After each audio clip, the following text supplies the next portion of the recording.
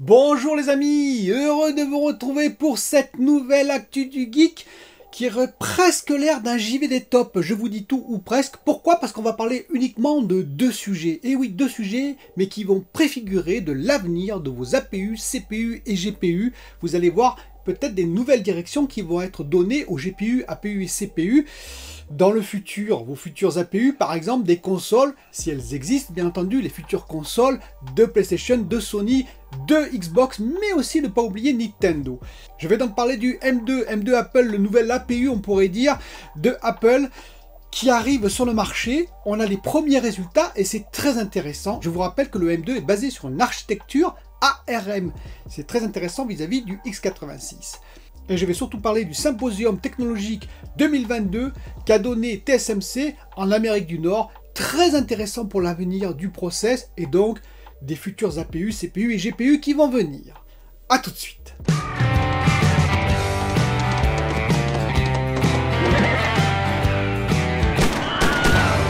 Alors tout d'abord, je vais m'adresser en particulier aux abonnés. Regardez si vous êtes encore abonnés.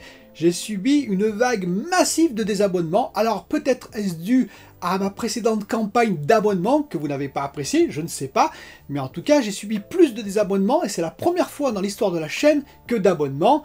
Est-ce la fin du geek qui est annoncée? Est-ce le Titanic qui est en train de couler? Eh bien, nous verrons dans les mois à venir.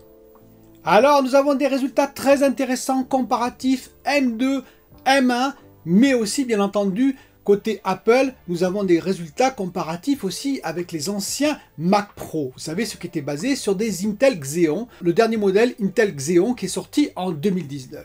Tout le monde annonce toujours des chiffres un peu supérieurs, vous savez, ah oui, c'est le marketing, on essaye de glorifier un petit peu les chiffres. Ils annoncent entre le M2 et le M1, côté CPU, 18% d'amélioration, et côté GPU, 35% d'amélioration entre le M2 et le M1.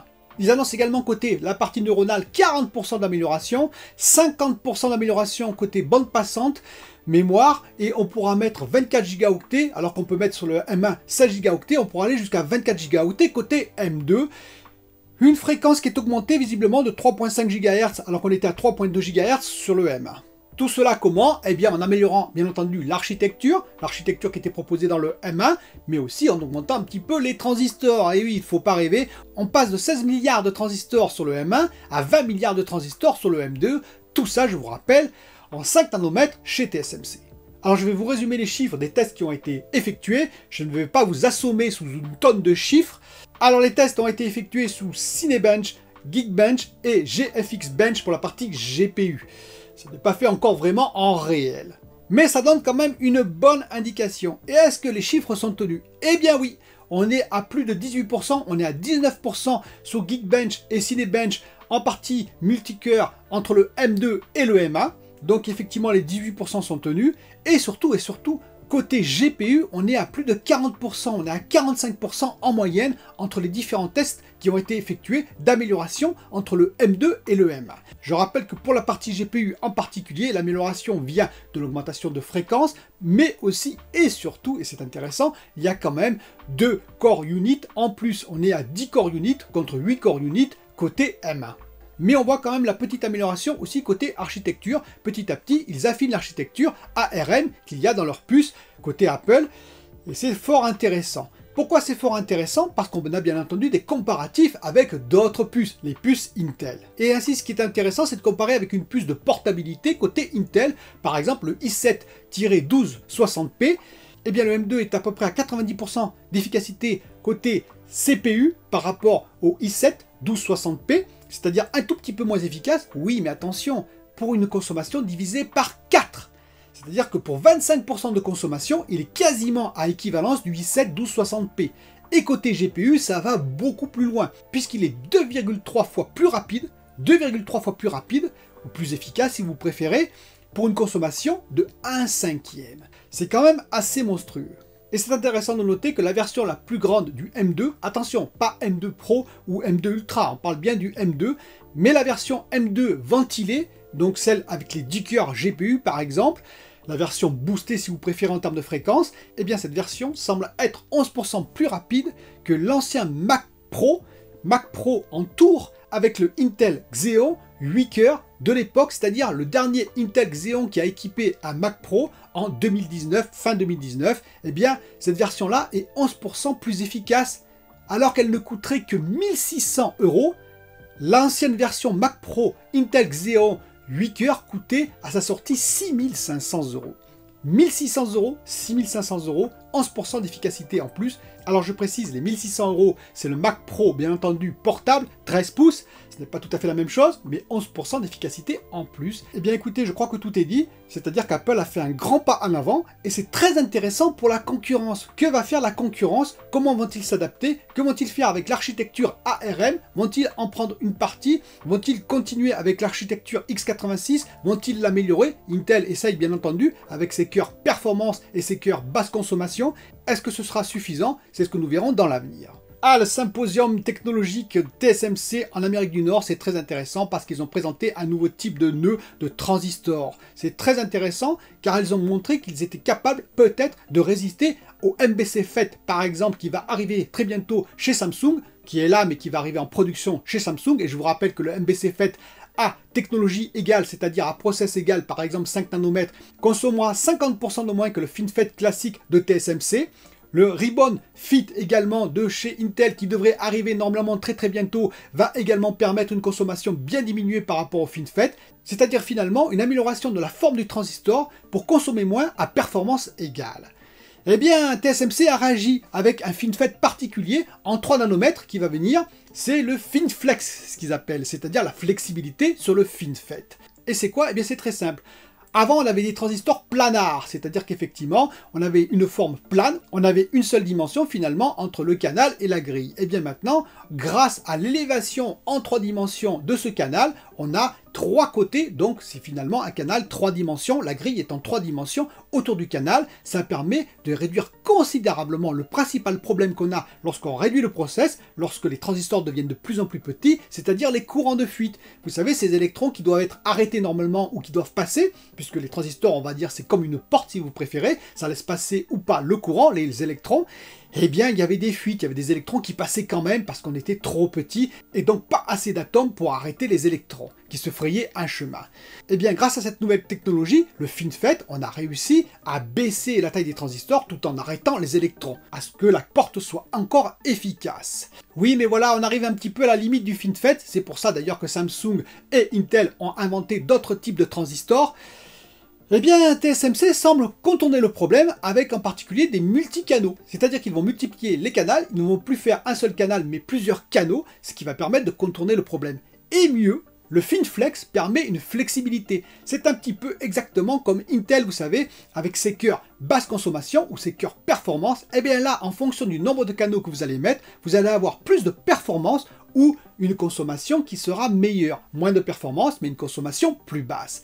Et ainsi, vous allez pouvoir varier en fonction du 3.2, du 2.1 ou du 2.2. Eh bien, vous allez choisir dans votre design ce que vous allez pouvoir mettre. Mais mieux, comme ça s'appelle FinFlex, ce qu'a fait TSMC, c'est plus intéressant parce que ça existait déjà avant, bien entendu, cette technologie. Mais là, vous allez pouvoir mêler les deux dans le même design. C'est-à-dire, par exemple, eh bien pour Intel, imaginons les cœurs basse consommation, on va pouvoir utiliser du FinFlex basse consommation, c'est-à-dire 2.1. Et pour de la performance, on va pouvoir utiliser le FinFET 3.2, c'est-à-dire plus de performance, mais plus de consommation. Et ainsi, on va pouvoir mêler en fonction de ce qu'on veut, le designer va pouvoir mêler en fonction de ce qu'il veut sur le design, sur la puce, sur la PU, GPU ou APU, et bien ce qu'il veut exactement où il veut pour optimiser les performances et la consommation. On a donc le N3P, performance, on a le N3E, efficiency, et le N3X, qui sera un mix des deux. On va pouvoir ainsi mixer ces différents nœuds dans un même design. Et on voit sur ce graphique qu'arrive également le N2. Le N2 qui devrait rentrer en production en 2025. Le N3, je vous rappelle, qui va rentrer en production fin 2022, début 2023, en particulier pour Apple, on le sait, mais le N2 va arriver en 2025, va être produit en production en 2025, pour arriver chez nous probablement fin 2025, début 2026. Alors je vous rappelle qu'en moyenne, le N3 par rapport au N5, c'est-à-dire le 5 nanomètres, 3 nanomètres, eh bien le gain du 3 nanomètres par rapport au 5 nanomètres, ce sera quand même 34% en moyenne, 35% on va dire de consommation en moins. Ça dépendra bien entendu de ce qu'on va choisir comme type de FinFET avec le FinFlex. On aurait 18% en moyenne de fréquences supplémentaires, de performances supplémentaires, c'est-à-dire c'est l'un ou c'est l'autre, mais on peut mixer les deux bien entendu, et on aurait surtout une densité de transistors, c'est-à-dire sur la même surface, le nombre de transistors qui serait augmenté de 1,6 fois. C'est juste énorme, c'est-à-dire qu'on aurait 1,6 fois plus de transistors pour la même taille de puce. Je vous rappelle que la taille des puces, c'est très important pour le coût des composants. Plus on a de composants sur une plaquette, qui coûte toujours un prix fixe, eh bien moins la puce sera chère au final. Mais le N2 vis-à-vis du N3, eh bien il va apporter 30% de moins de consommation encore, 30% de moins de consommation, ou 15% de performance en plus à design équivalent. Quand je parle d'augmentation de performance, par exemple, vous prenez l'APU de la PS5, imaginons qu'il soit en 5 nanomètres actuellement, ce qui n'est pas le cas, hein, et on le passerait en 3 nanomètres sans faire aucune modification, eh bien on gagnerait 18% de performance tout de suite, c'est-à-dire on gagnerait quand même pas mal de teraflops. Eh bien ce sera exactement la même chose, de N3 à N2, on gagnerait 15% de performance. Et surtout, on gagnerait encore un rapport de 1,5 à 1,6 fois en termes de densité, c'est-à-dire une densité encore accrue. Et après, allez-vous me dire, eh bien TSMC prépare déjà l'avenir, ils en ont parlé durant le symposium, ils ont dit qu'ils préparaient déjà le 1.4 nanomètre. Le 1.4 nanomètre qui devrait arriver normalement en production en 2028. Pour cela, on aura besoin de machines spécifiques qui vont arriver en 2025 d'ailleurs et qui vont être probablement utilisées pour le 3 nanomètres, c'est-à-dire les nouvelles machines photolithogravure. C'est vraiment le point bloquant en termes de process, la photolithogravure. C'est là où les machines doivent être le plus performantes. Vous savez, c'est ces machines qui vont finalement graver les pistes sur le circuit. En termes de taille, il faut qu'elles soient au minimum. Lorsqu'on est en 3 nanomètres, vous imaginez. Eh bien, les photolithogravures de ASML, les nouvelles machines AINA, vont arriver probablement en 2024-2025. C'est celles qui permettront de faire sans aucun problème du 3 nanomètres, 2 nanomètres, voire moins. En plus, en passe rapide, c'est-à-dire qu'effectivement, actuellement, on peut le faire avec les extrêmes ultraviolets, mais on va être obligé de faire en 2-3 passes sur le même wafer à une même opération. Alors que dans le futur, on le fera qu'en une seule passe grâce à ces nouvelles machines de ASML qui coûtent une fortune et qui sont juste gigantesques. Elles seront aussi grandes qu'une remorque de 38 tonnes. Imaginez une remorque, eh bien pour faire de l'infiniment petit sur une plaquette seulement de 300 mm, eh bien oui, il faudra une machine qui soit aussi grande que la remorque d'un 38 tonnes. Voilà, j'espère que ce bref résumé technologique vous a plu, vous a intéressé. Si c'est le cas, je parle un peu de tout. Films, séries, cinéma, comme vous le savez, ça va venir. Jeu de rôle, je vais parler d'un jeu de rôle demain, vous verrez lequel. Jeu de plateau, je précise. Et je parle bien entendu de jeux vidéo, ce qui m'intéresse le plus fortement. Je parle également de littérature de temps en temps, plutôt de ma littérature, et vous voyez de technologie. Eh bien, si vous êtes intéressé par tout ça, n'hésitez pas à vous abonner. La chaîne en a grandement besoin. Et moi, je vous dis à très bientôt pour une nouvelle vidéo.